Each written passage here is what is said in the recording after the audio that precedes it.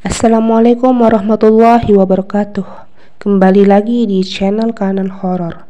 Kali ini saya akan membahas cerita yang berjudul Kuburan Suami. Sumber kisah ini berasal dari KBM yang ditulis oleh Nazar Syarif. Namun sebelum lanjut ke ceritanya, jangan lupa untuk klik tombol subscribe dan nyalakan tombol notifikasinya agar saya semangat untuk membuat videonya. Terima kasih. Inna lillahi wa inna ilaihi raji'un. Bapak sudah meninggal dunia. Ibu yang tabah ya. Bapak sudah tenang, tidak sakit lagi. Dokter keluarga yang menangani kesehatan Pak Kadir menyampaikan kabar duka pada Bu Sumi. "Bapak, kenapa pergi secepat ini?" raung Bu Sumi. Kemudian pingsan. Prosesi pemakaman dipercepat karena anak sematawayangnya yang bekerja di kota besar pun sudah tiba sehari sebelumnya. Bu Sumi dengan terpaksa mengikhlaskan kepergian suaminya itu ke peristirahatan terakhirnya. Suaminya selalu mengingatkan untuk beribadah dan mengimami Bu Sumi itu telah tiada, meninggalkan Bu Sumi seorang diri di rumah besarnya itu. Harusnya kesepian dan kehilangan membuatnya semakin taat dan khusyuk berdoa, fokus ke akhirat dan mensyukuri apa yang ada.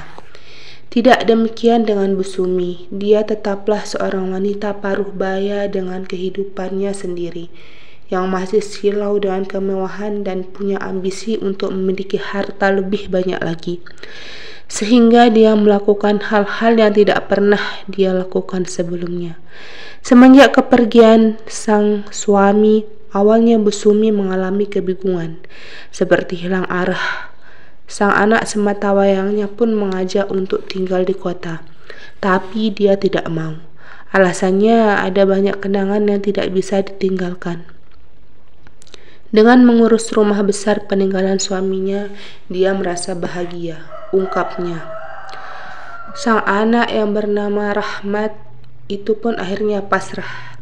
Di samping waktu cutinya sudah habis, dia harus kembali bekerja di kota besar. Akhirnya dia kembali serta bersama keluarga kecilnya, meninggalkan sang ibu seorang diri. Tinggallah Bu Sumi sendirian. Dia memang terbiasa mandiri mengurus rumahnya. Akhirnya mencari kesibukan kesana kemari mendatangi berbagai komunitas ibu-ibu.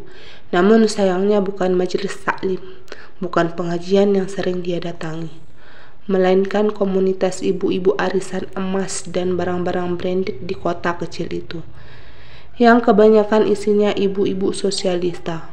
Merasa nyaman bergaul di sana, Bu Sumi pun berubah kebiasaan dan kesehariannya.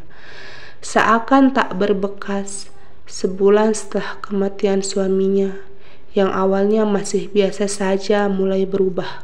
Bu Sumi mulai bertingkah, merasa tidak ada yang mengingatkan lagi dan menguatkannya seperti saat ada suami. Dia merasa seperti muda lagi, penampilannya pun mulai berubah, ditambah pergaulan kesehariannya juga.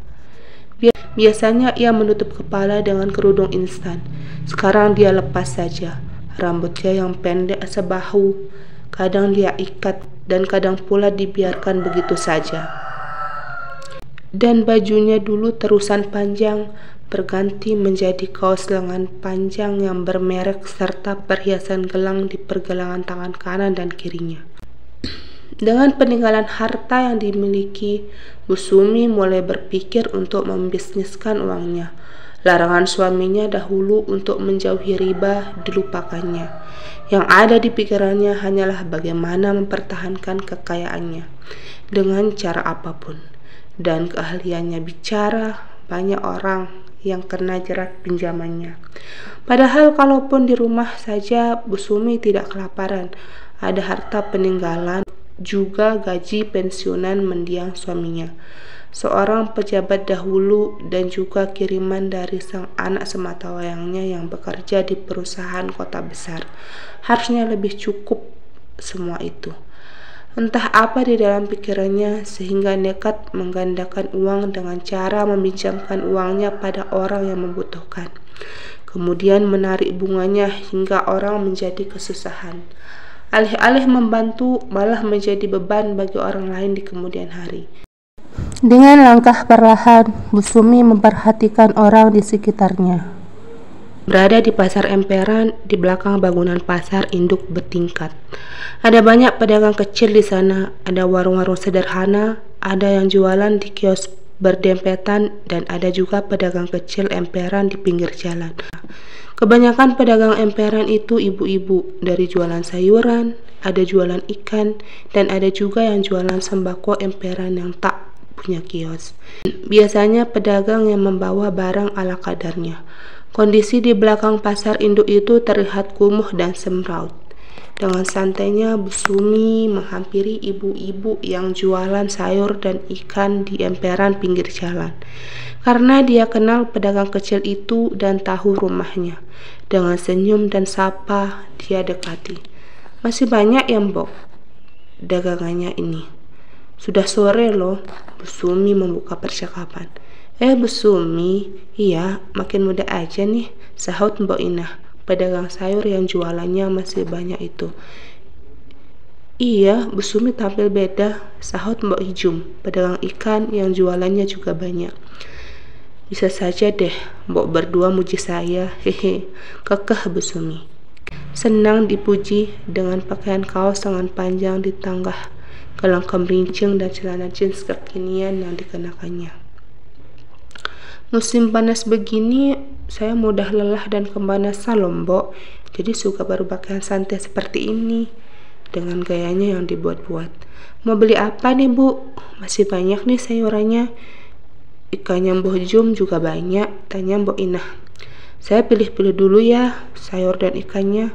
Sudah sore begini, Mbok. Kalau nggak habis, terus buat besok modelnya gimana?" tanya Bu Sumi. "Kalau nggak habis sayurnya ya saya bagikan saja ke teman-teman pedagang di sini. Hitung-hitung sedekah. Sebagian dibawa pulang buat dimasak. Sayur segar paling tahan 2 hari ini. Kalau nggak layu ya busuk. Besoknya dibuang. Modelnya juga nggak banyak. Sebagian sayur yang saya jual ini dari hasil memetik di sawah sendiri," sahut Mbok Inah. "Kalau ini ikan gak habis ya saya tawarkan ke warung. Kalau ada yang mau beli ya dijual murah saja atau dibuat ikan asin sebagian. Yang penting gak banyak rugi. Ya untuk besok bisa diputar modal lagi. Kadang sampai jelang maghrib saya baru pulang," sahut Mbok Ijum. "Maaf nih saya tanya begitu tadi. Maksud saya baik, mau kasih pinjaman modal buat Mbok berdua, ya buat nambah-nambah modal," tawar Bu Sumi. "Bener nih, Bu. Bu Sumi baik banget nawarin uangnya buat modal kita." "Jum," puji Mbok Inah. "Bener, Mbok, nanti pinjamannya berapa terserah. Nanti bayarnya bisa dicicil. Saya kesini tiap sore, mau?" tawar Bu Sumi. "Mau, saya pinjam 200.000 saja, Bu. Gak banyak, cuma buat nambah modal beli sayuran saja, supaya nambah beragam sayur jualan saya," ujar Mbok Inah. "Iya, saya juga mau pinjam 500.000 ya, Bu. Bisa kan buat nambah modal beli ikan," ujar Mbok Ijum. "Boleh, ini kebetulan saya bawa uang di dalam tas," sahut Bu Sumi sambil mengeluarkan uangnya dari dalam tas besar di bahunya. "Benar cuma segini pinjamnya," tawarnya lagi. Dibalas anggukan oleh mereka berdua. "Baiklah, Mbok, diterima ya. Mulai besok saya ambil cicilannya," ujar Bu Sumi. Bu Sumi pun lekas berlalu, tidak jadi membeli sayur dan ikan, karena tujuannya hanya menawarkan pinjaman dan isinya pun berhasil. "Katanya tadi mulai besok cicilannya ya, Jum?" tanya Mbok Inah. "Ya begitu dia bilang tadi." "Semoga ini bukan jebakan ya, Nah," jawab Mbok Ijum. "Perasaanku gak enak. Semoga saja Bu Sumi itu orang baik," harap Mbok Inah. Sedang Mbok Ijum hanya menghela nafas, tidak mau dia berprasangka. Sudah capek, dagangannya pun masih banyak. Jumiati atau Mbok Ijum itu merenungi nasibnya, sedang Martinah atau Mbok Inah itu juga melamun sesaat. "Padahal Bu Sumi itu dulu temanku waktu SD. Dulunya dia orang susah. Ibunya juga jualan sayur bareng ibuku dulu. Cuma nasibnya baik, dinikahi anak juragan beras. Ya walaupun sekarang sudah janda, hartanya masih banyak. Kisah Mbok Ijum. Ungkap, oh begitu ya. Cum, kok kayak nggak akrab ya sama kamu tadi? Harusnya nggak usah pakai simbok segala lah. Dia aja sudah kayak nenek-nenek. Hehehe, sahut Mbok Inah. Tahu sendiri, dia sudah jadi orang kaya, dari dulu sudah nggak akrab. Padahal waktu masih gadis kami berteman. Kadang nyari sayur juga sama-sama. Kenang Mbok Ijum. Kok jadi ngomongan Busumi sih? Orangnya juga nggak peduli sama kita. Aku khawatir dia nggak ikhlas kasih pinjaman ini. Keluh Mbok Inah. Hari menjelang sore ba'da asar, pengunjung pasar pun berkurang. Mbok Inah dan Mbok Ijum masih bingung dengan uang di tangannya. Padahal tidak perlu banget, tapi terlanjur mereka terima uang itu untuk tambahan modal. Mereka mulai memikirkan besok bayar cicilannya seperti sudah ditarget. Pandangan mereka pada Busumi mulai berubah, meski kemudian berusaha berbaik sangka. 10 hari kemudian, Mbok Nah, Mbok Jum, lekas bayar cicilannya ya. Masih 5 kali lagi. Busumi datang-datang langsung menagih. Loh, bukannya sudah lunas ya Bu Sum? Kok narik cicilan ke kami lagi? Lupa ya? Atau salah hitung hari ini pasti? Terkam Mbok Inah. Iya, kok masih narik ya? Kemarin hitungannya sudah pas. Lunas, tambah Mbok Jum. Enggak, hitungannya saya nggak salah. Ini di catatan saya masih 5 kali lagi loh. Ini di catatan saya masih 5 kali loh sampean harus bayar, tegas Busumi. Loh, kok bisa gitu? Sampean lali kah? Mbok Inah tak mau kalah. Sembarangan. Sini saya kasih tahu lagi. Dengerin. Tiap ada yang minjam sama saya ada komisi minimal 50%. Kalau nggak gitu rugi dong. Tiap hari bolak-balik ke sini. Loh, penipuan ini. Sampean gak bilang gitu dulu. Sengaja ya menyusahin kami pedagang kecil yang nyari untung tak seberapa ini. Tega sampean Bu. Marah Mbok Inah. Begini ya, kemarin kan sampean Mbok Inah pinjam 200.000. Kalau bayar cicilannya lancar jadi 300.000. Kalau Mbok Jum pinjamnya 500.000. Kalau bayar cicilannya lancar jadi 750.000. Kalau telat bayar saya kasih denda. Sehari 20.000, tegas Busumi sambil membuka catatannya. Loh, sampean ini narik bunga. Jadi lintah darat toh. Kirain ikhlas membantu kami yang cuma pedagang kecil ini. Tahu gitu ogah saya minjam. Mbok Nah kecewa. Enak aja bilang narik bunga. Nuduh saya lintah darat. Sembarangan. Saya ini cuma ngambil untung saja dari jasa meminjamkan.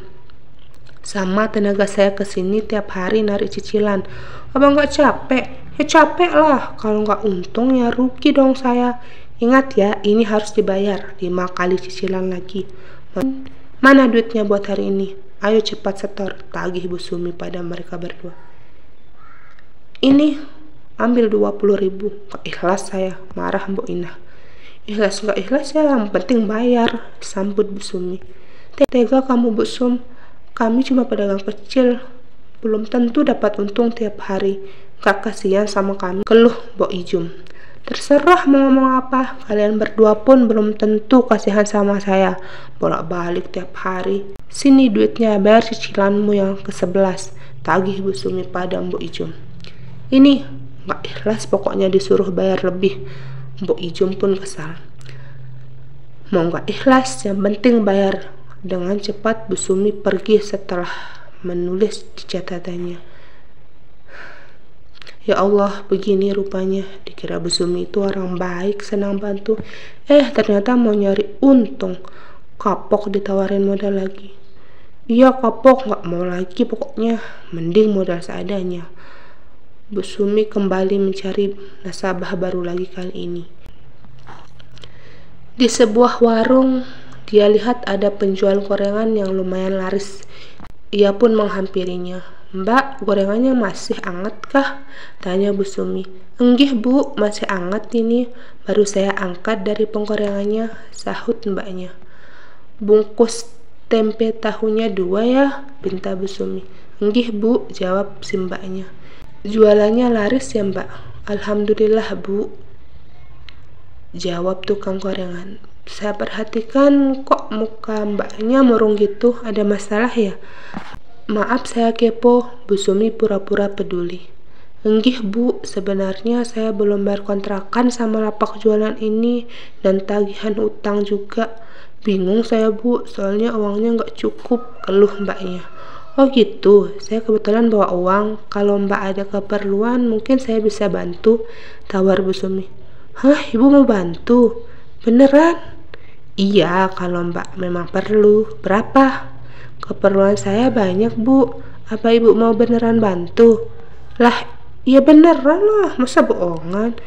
Mbaknya namanya siapa dan tinggal di kontrakan yang mana? Nama saya Marni Bu, kontrakan tempat tinggal saya itu di dalam gang. Dari sini lurus saja, belok kiri, yang bagian tengah. Paling 100 meter, dekat kok. Oh iya, Mbak Marni perlu berapa? Sebutkan saja. Sekitar 15 juta kalau ibu ada uang buat bantu saya. Hah, 15 juta? Banyak bener. Jaminannya apa? Tanya Bu Sumi. Ini gelang emas saya ada 2. Ambillah Bu sebagai jaminan, sahut Mbak Marni. Aslikah ini? Ragu Bu Sumi.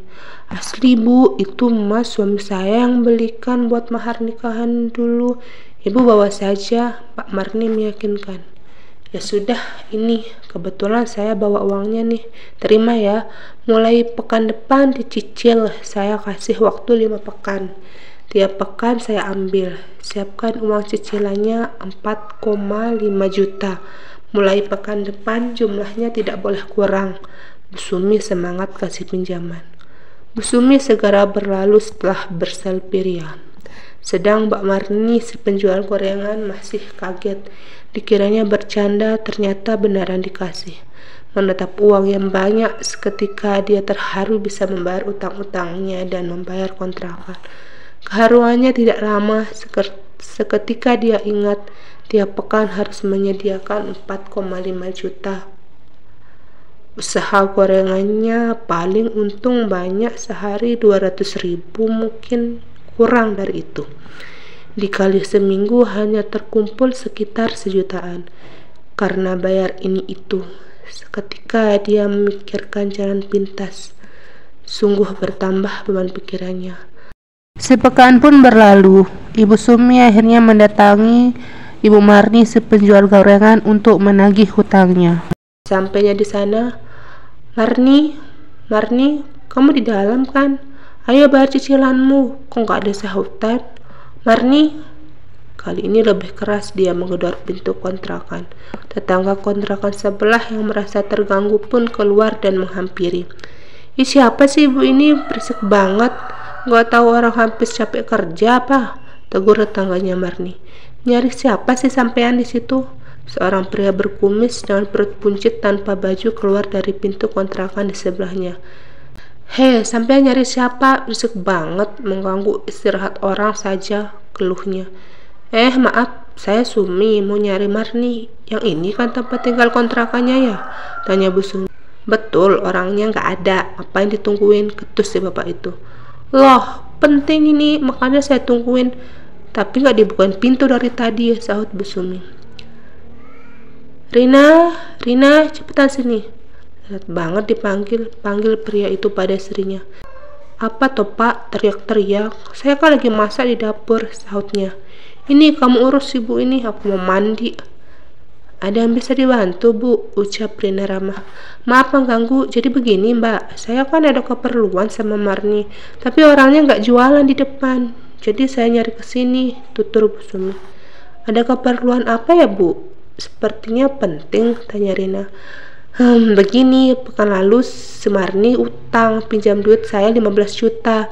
Saya beri waktu tiap pekan untuk mencicilnya. Harusnya hari ini cicilan pertamanya, padahal kemarin Marni masih jualan. Saya lihat sendiri dia masih baru buka lapak, terus saya tagih. Katanya besok, jadi harusnya hari ini dia bayar, jawab Bu Sumi. Astagfirullah, banyak banget utangnya Marni, kaget Rina. Ibu, si Marni barusan pindah sekeluarga tadi pagi, cuma bawa barang seperlunya. Katanya sisa barang buat si pemilik kontrakan untuk bayar iuran yang menunggak, terang Rina. Hah, pindah? Kemana pindahnya? Bu Sumi pun kaget. Itu saya juga nggak tahu, Bu. Tadi pagi saya tanya mau kemana, katanya mau pindah dari kota ini. Banyak utang katanya, pusing. Dia pun sempat curhat, suaminya gak ada kerjaan di sini, cuma jagain anaknya di rumah. Untung jualan yang gak seberapa, katanya habis terus buat makan, gak bisa bayar utang. Jelas Rina sambil mengingat obrolannya dengan Marni tadi pagi. Lah kok gitu? Terus saya nagih kemana kalau dia pindah gitu saja? Cemas Bu Sumi. Saya nggak tahu, Bu. Si Marni sekeluarga itu kan cuma perantauan juga. Aslinya bukan orang sini. Utangnya di toko sembako pun banyak. Kemarin ditagih si pemilik toko. Dianya nangis-nangis, minta waktu buat bayar. Dan parahnya mau minta nambah utang lagi. Jelas orang toko nggak mau, jawab Rina. Duh, uangku 15 juta itu sama dia. Cemas Bu Sumi. Coba ibu hubungi si Marni, usul Rina.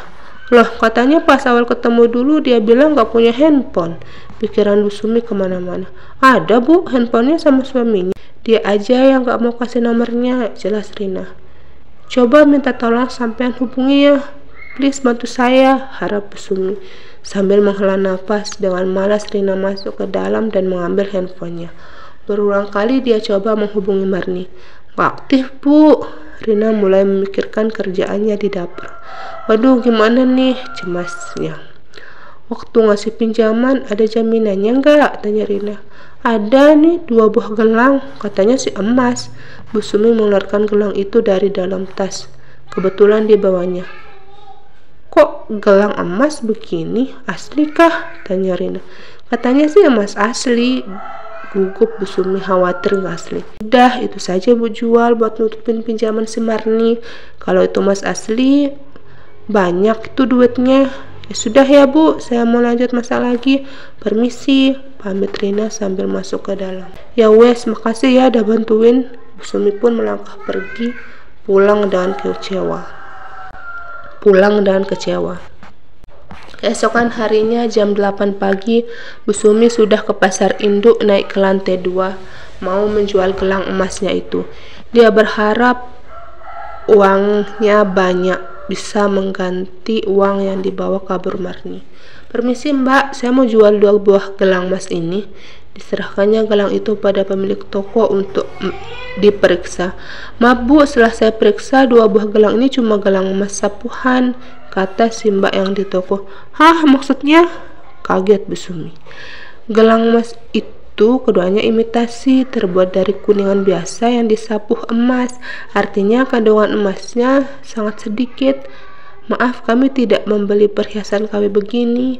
Ibu ke toko sebelah saja ya, usulnya. Gelang emasnya palsu, Bu Sumi memastikan lagi. Ya Bu, maaf ya, sahut si Mbaknya. Dengan berat hati, Bu Sumi melangkah ke toko sebelah. Dan kedua gelang imitasi itu pun hanya dihargai lebih kurang 500.000. Bu Sumi pun pulang sambil menangis. Baru kali ini dia berugi belasan juta. Lanjut di part 2.